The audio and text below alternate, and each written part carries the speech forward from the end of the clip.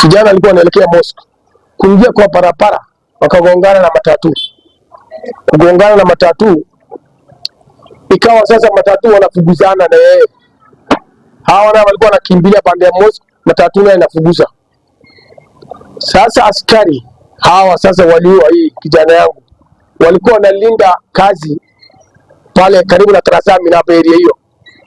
Sasa wakati asubuhi sasa nimefika hapa 5:30 5:40 ndio wafunge kazi, shift yao imeisha, wakuje kambi. Walikuwa wanatembea kando ya barabara, ndio wale wa matatu waliambia wale ni nini naendelea, kaambia wale ni waizi.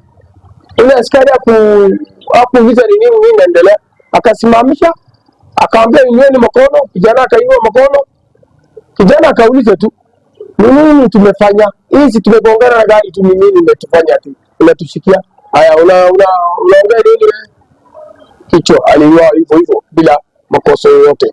Vile jamaa alisema nataka bond ya cash vile toke nje, hapa ndio tumetungia wasiwasi na tunataka tuombe haki yake, na sisi ni maskini, hatuna ati mambo ya lawyer nini na nini. Tunaomba serikali, mtu yote county 47 county, wananchi yote naomba wanisaidie kutafuta haki ya mtoto wangu.